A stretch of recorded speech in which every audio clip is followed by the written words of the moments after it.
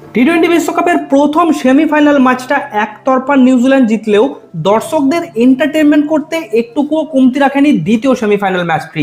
Thriller বললেও কম হবে, টি-20 বিশ্বকাপের ইতিহাসে অন্যতম সেরা সেমিফাইনাল দেখল ক্রিকেট বিশ্ব। নেল বাইটিং রুদ্ধশ্বাস ম্যাচে ইংল্যান্ডকে 7 রানে হারিয়ে টানা দ্বিতীয়বার ফাইনালে জায়গা পাকা করে ফেলল ভারতীয় টিম। যেখানে টিম ইন্ডিয়া 253 রানের মারাত্মক টার্গেট সেট করেছিল, ইংল্যান্ডের টিম প্রায় চেস করতে করতে হেরে গেছে। মাত্র 7 রানে জিতেছে টিম ইন্ডিয়া, কোয়ালিফাই করে গেছে আইসিসি মেন্স টি20 ওয়ার্ল্ড কাপ 2026-এর ফাইনালে। প্রথমে ব্যাট করে যখন ভারত 253 রান করেছিল, তখন অনেকেই ভাবেনি ইংল্যান্ড এমন লড়াই দিতে পারবে। তবে শেষ পর্যন্ত ইংরেজদের সব চেষ্টা জলে গেল, জয়ের হাসি হাসলো মেন ইন ব্লুজরা। কিন্তু বন্ধুরা, আপনারা যদি ম্যাচটা একদম শুরু থেকে শেষ বল অবধি দেখেছেন, তাহলে আমাকে আর বলার দরকার নেই যে সেটা 7 রানের জয় নয়, বরং এইটা টিম ইন্ডিয়ার একটা টিম ওয়ার্কের জয়। আমি আপনাদের আগের ভিডিওতেই বলেছিলাম, টিম ইন্ডিয়াকে যদি ইংল্যান্ডের মতো মারাত্মক ফর্মে থাকা টিমকে হারাতে হয়, তাহলে কোনো একটা দুটো প্লেয়ারকে খেললে হবে না, পুরো টিমকে খেলতে হবে। আর আজকের এই ম্যাচে টিম ইন্ডিয়া সেটাকে প্রমাণ করে দেখিয়েছে। হ্যাঁ, মানছি আজ অ্যাজ ইউজুয়াল অভিষেক শর্মা এবং সূর্যকুমার যাদব কোনো রান পাননি, ঠিক তেমনই অন্যদিকে সঞ্জু স্যামসন পরপর দুটি ম্যাচে মারাত্মক পারফরমেন্স করে প্লেয়ার অব দ্য ম্যাচ হয়েছেন। প্রথমে যদি ভারতের 253 রানের ক্রেডিট কাউকে দিতে হয়, সেটা হচ্ছে সঞ্জু স্যামসন, যিনি পরপর দুটি ম্যাচে মারাত্মক খেলেছেন।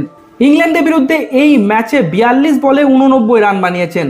এরপর দ্বিতীয় ক্রেডিট ঈশান কিষানের নামে, যিনি 39 রান বানিয়েছেন মাত্র 18 বলে। এরপর তৃতীয় ক্রেডিট শিবম দুবে, যিনি মাত্র 25 বলে 43 রান বানিয়েছেন। ভুললে চলবে না হার্দিক পান্ডিয়ার 12 বলে 27 রান এবং তিলক বর্মার মাত্র 7 বলে 21 রানের ইনিংস। কিন্তু বন্ধুরা, দেখতে গেলে ইংল্যান্ড তো প্রায় চেস করেই ফেলেছিল। জেকব বেথেল এত সুন্দর ইনিংসের পর যদি ইংল্যান্ডকে কেউ হারিয়েছে, সেটা হচ্ছে জসপ্রীত বুমরা এবং হার্দিক পান্ডিয়ার মারাত্মক শেষ 2 ওভারের বোলিং। শেষ ওভারে হার্দিক পান্ডিয়া শুধু 9 রান দিয়েছেন তা নয়, পাশাপাশি তুলে নিয়েছেন শ্যাম কুরানের মারাত্মক উইকেট। তাতেও 6 বলে দরকার ছিল 30 রান। শিবম দুবের হাতে বল, এই ম্যাচের একদম প্রথম থেকে তিনি বলই করেননি, হঠাৎ শেষ ওভারে 30 রান ডিফেন্ড করতে পেয়ে গেলেন। কিন্তু তিনি তার বুদ্ধিমত্তার পরিচয় দিয়েছেন প্রথম 3 বলে। মারাত্মক বল করে বেথেলকে প্রথম বলেই রান আউটের দিকে ঠেলে দিয়েছেন, আর তাতেই টিম ইন্ডিয়া প্রায় ম্যাচ জিতে গেছিল। এরপর শেষ 3টি বল তিনি আর্চারকে এমনি খেলতে দিয়েছেন, যার বিনিময়ে মাত্র 7 রানে ভারত জিতেছে। কিন্তু সেটা বড় কথা নয়, বড় কথা হচ্ছে ভারত এই ম্যাচটি জিতে সোজা ফাইনালে উঠে গেছে। আর ফাইনালে আগামী 8ই মার্চ রবিবার আহমেদাবাদের নরেন্দ্র মোদী ক্রিকেট স্টেডিয়ামে এই ভারতীয় টিম মুখোমুখি হবে নিউজিল্যান্ড টিমের বিরুদ্ধে। বন্ধুরা, শুধু ব্যাটিং বোলিং এর নাম করলেও হবে না, নাম করতে হবে টিম ইন্ডিয়ার মারাত্মক ফিল্ডিং এর। আকসার প্যাটেলের 3টি মারাত্মক ক্যাচের জন্যও টিম ইন্ডিয়া ম্যাচ জিতেছে। ফিল সল্টের একটি মারাত্মক ক্যাচ নিয়েছেন হার্দিক পান্ডিয়ার বলে আকসার প্যাটেল, জসপ্রীত বুমরার বলে হ্যারি ব্রুককে আউট করেছেন আকসার প্যাটেল এবং টম ব্যান্টনের ক্যাচটিও নিয়েছেন আকসার প্যাটেল। তো ফিল্ডিং এর দিকে আজ আকসার প্যাটেলকে 10-এ 10 দেওয়া যেতেই পারে। ওয়াংখেড়ের দর্শক ঠাসা ক্লাসরুমে অল্পের জন্য পাস মার্ক পেল না ইংল্যান্ড। এ নিয়ে টানা 3বার টি20 বিশ্বকাপের সেমিফাইনালে মুখোমুখি ভারত বনাম ইংল্যান্ড।